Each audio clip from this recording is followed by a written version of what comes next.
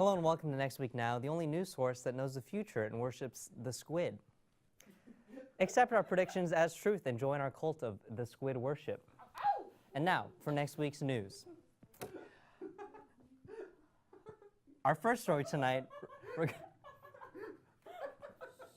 regards a highly anticipated blockbuster that comes out this weekend, Black Panther. Now, Marvel Studios is widely known for their many cinematic masterpieces like Howard the Duck, Ghost Rider Spirit of Vengeance, and 2005's Man-Thing. But their newest film claims to be on an entirely different level.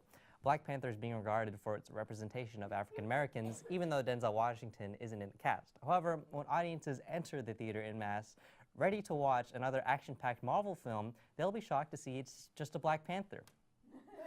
A literal Black Panther, seriously. That's what it'll be, just a Black Panther. Okay. Marvel, in a huge twist and marketing clusterfuck, decided to just film a panther in a North American zoo for 9 hours. And no, they did not attempt to edit the footage in any way.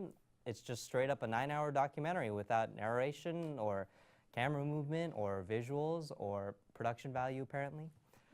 When audiences go to leave, they will be less than decided to discover that Marvel's latest marketing tactic is to release actual Black Panthers into the theater to really immerse the audience in their cinematic experience. But don't worry, animal lovers. These panthers haven't been forced to live in captivity or needlessly trained by humans who believe themselves to be God. Instead, these panthers are straight from the wild, and believe me, they are hungry. Marvel did not want to get them addicted to human food, so they just didn't feed them. Susan Bunions will say, "This film is a huge waste of money. I could have gone to the zoo for less money. Also, one of the panthers killed my son. How sad for Susan. She'll never get that $10 back again." Martin Corporate Sellout deferred and called the film an artistic piece of film history that will lead to brilliant moments. Also, my child was revived by a panther, not killed. It was later discovered that Martin was paid from Marvel for a good review so they could place something on their theatrical poster. Ultimately, the score for Black Panther will be a 6.3897%, a shocking revelation to those who didn't know that Rotten Tomatoes could support percentile ratings. Marvel, of course, will be forced to make a public statement regarding the controversy and, along with a rabid army of dedicated fanboys, will insist that releasing actual panthers into the theater is vital to setting up something that Marvel has planned for the next 50 or so films. And mere mortal viewers like us are simply too feeble-minded to understand their master plan. Surprisingly, this won't sit well with most people, but that won't concern President of Marvel Studios, Kevin Feige. You see, my friend who works as a waiter in Hollywood, who's just about to get their big break, believe me, they told me they overheard Feige saying, "Did you really expect good representation? We haven't even given our most popular female character a real personality, let alone her own movie."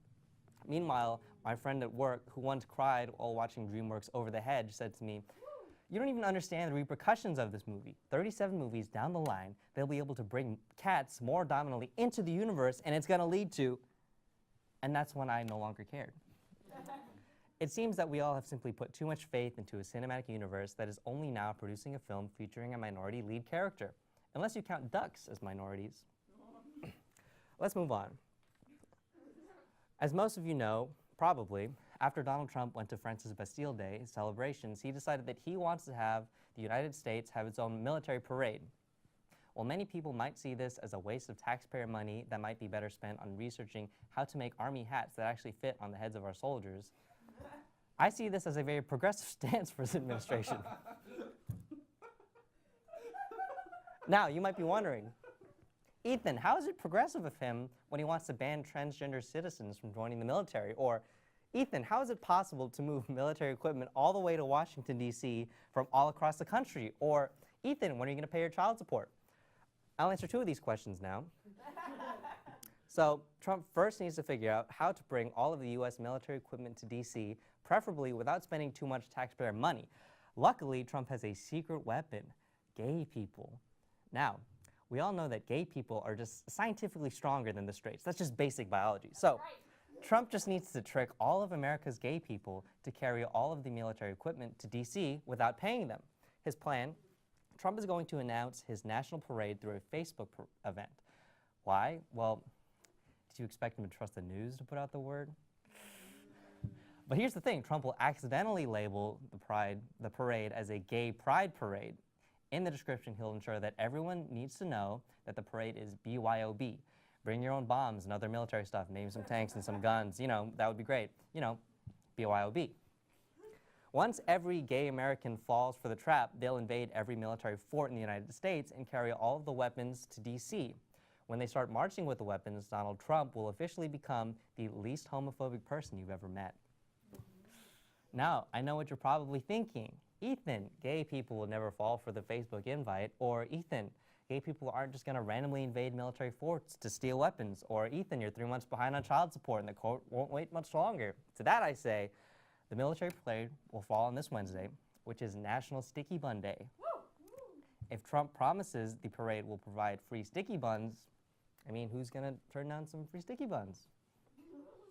Second, never underestimate what gay people are willing to do to make a sick-ass parade. And third, my children can just ask Austin Zesson for money since they insist on calling him dad. All right, I'm sick of talking about my children. Let's move on to something a bit more serious, Mario Kart.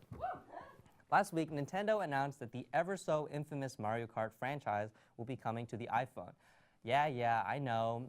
There are a few of you out there that might be satisfied by this, but you're probably the same person who chooses Bowser Jr. as your character.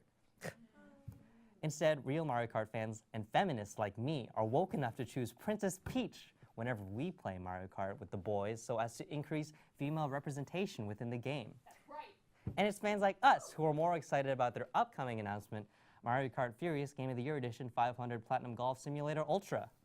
That's right. Cruising around on your iPhone playing against some middle-aged guy like my stepdad Craig might sound nice, but I want to take Mario Kart to the streets. I want the real-life experience of tires squealing, gears changing, racing right here, right now. I want to know what it feels like to be a short Italian man who speaks with a thick accent, works as a plumber in his free time, and is a hardcore speed freak. I want to be in my car, look over to my left, and see Vin cucking Diesel in a 50cc circuit down the drag. Actually, no, I want to drag, race. I want the Rainbow Road soundtrack blasting all over the city on repeat for all eternity. I want to knock down old ladies in my way with the freshly skinned turtle shells of my enemies. I want to take some mushrooms and speed down Congress, legally. And think about the traffic. We all hate driving around Austin during rush hour, but what if you could just use a bullet bill to blast your way to your destination, leaving a wake of destruction and ruin on your path? I'm sure you're all sold on this idea by now. So luckily, I have some good news for you. Mario Kart Furious 3 EX Super Sure You Can DS-Lite the Game, Real Life, is coming next week.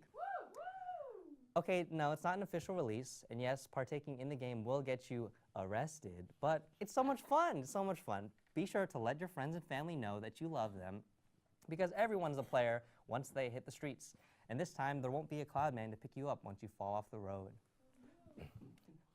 And on that note, let's take a break to look at some zodiac signs. Yeah, let's look at some zodiac signs.